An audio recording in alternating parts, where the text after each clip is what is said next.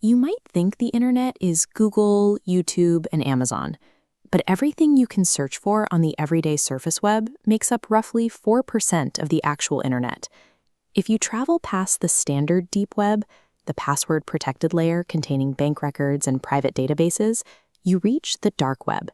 This is an untraceable digital abyss where standard browsers fail and identity is completely erased. This unpoliced environment stripped away standard social guardrails. It functioned as a vacuum where the user's own internal compass became the only governing force left. In 2011, a 26-year-old student named Ross Ulbricht decided to test the limits of that vacuum.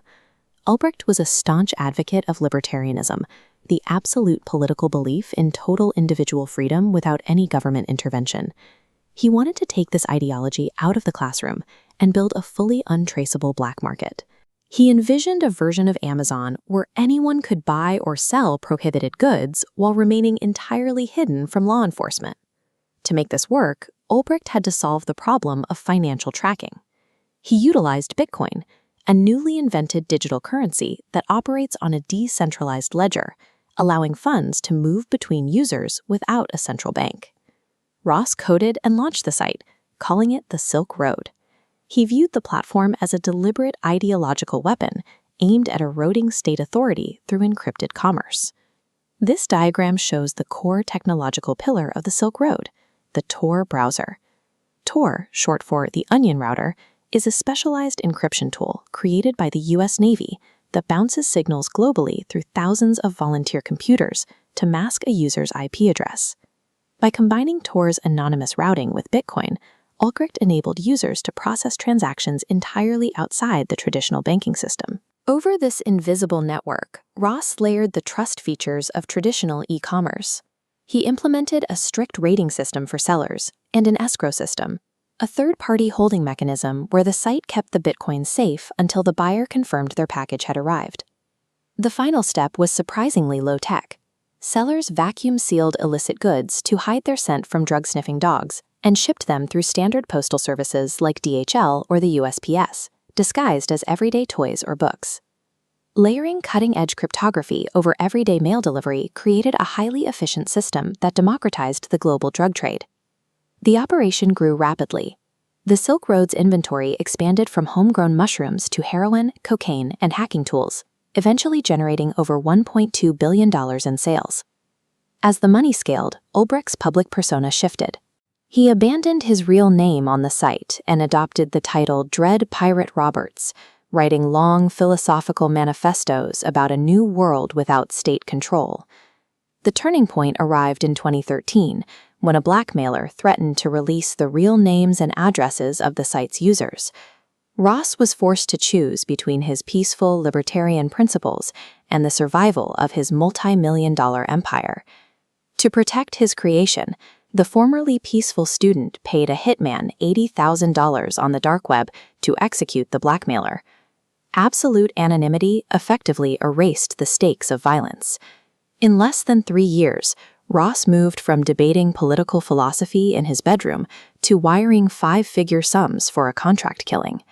For years, federal agencies failed to track the site's servers or identify its creator through technical means. The cryptography held up, leaving investigators chasing a ghost without a face or a name. But digital armor cannot protect against human error. An IRS agent named Gary Alford found a 2011 forum post where Ross accidentally promoted the Silk Road using his personal Gmail address, providing the first link between the website and the man in San Francisco. The FBI now had their target, but the arrest had to be perfect. They needed to capture Ross while his laptop was open and unencrypted. If the lid closed for even 1 second, the hard drive would lock and the evidence would be lost forever. In October 2013, agents followed Ross into a public library. 2 undercover agents staged a loud, aggressive fake argument directly behind him to draw his attention away from his screen. The distraction worked. An agent snatched the laptop the exact second Ross looked away, securing the master admin account while it was active. The multi-billion-dollar cryptographic fortress was brought down by the simplest of flaws, a single forgotten email address and a momentary physical distraction. Ross Ulbricht was sentenced to double life in prison without the possibility of parole. But while he was behind bars, the investigation revealed a secondary plot complicating the government's narrative. Carl Force and Sean Bridges, two federal agents tasked with hunting the Dread Pirate Roberts, were also seduced by the lack of oversight on the dark web. They used their undercover status to steal hundreds of thousands of dollars in Bitcoin and even created fake personas to extort Ross for additional payments. The mask of anonymity proved to be an equal opportunity corruptor, affecting both the creator of the marketplace and the officers sent to dismantle it. Over a decade later, the story took a final turn.